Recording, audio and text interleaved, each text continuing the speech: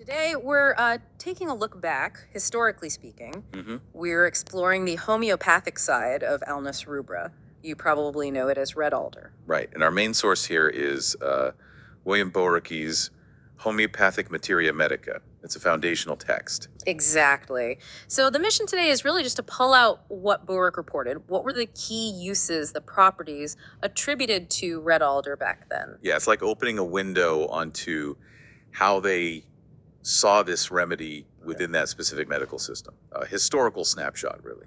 Okay, so let's start broad. Boericke mentions a reputation for skin issues, right? Yes, skin affections, definitely. Also, things like glandular enlargements. And digestion problems, Yeah. something specific about gastric juice. That's right. Indigestion linked to, well, what he called imperfect secretion of gastric juice.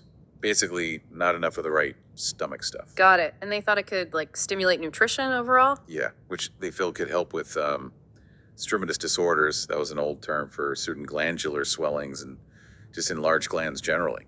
Okay. He also mentioned something about the mouth and throat. Ulcerated mucous membranes there. So already quite a varied picture. It seems like it. It suggests that, maybe they saw connections we don't always emphasize today. Well, that's often the case with the homeopathic perspective. It tends to be quite holistic, looking for patterns across different symptoms. The idea that nutrition affects skin and glands fits that. Right. Okay, diving into more specifics then. Boericke points out some pretty graphic details. Fingers with crusts. Yes, crusts from pustules. And he even notes a disagreeable odor. Very specific observations. And that indigestion point comes up again, the imperfect secretion thing. Absolutely. In homeopathy, matching the remedy to the unique symptom picture of the person is vital. So these details, the specific look of the skin, the exact type of digestive issue, they weren't just minor points. Not at all. They were crucial clues for the practitioner trying to find the right match. Okay, let's shift gears a bit. What about female health? Does he mention anything there? He does. It's reported for leukorrhea. That's a type of vaginal discharge. And specifically when there were erosions on the cervix. Yes, erosions that bled easily. Okay. That detail suggests a particular kind of tissue state. And amenorrhea, too, the absence of periods. And with a very specific pain associated with it. Oh, yeah. What kind? A burning pain described as going from the back right through to the pubis. Very distinct. Wow, that is incredibly specific. Okay. And the skin conditions seem like a major focus. Definitely. He lists quite a few. Chronic herpes, for one. And those glands under the jaw, submaxillary. Enlarged submaxillary glands, yes. Also eczema, prurigo, which is intensely itchy. And purpura hemorrhagica.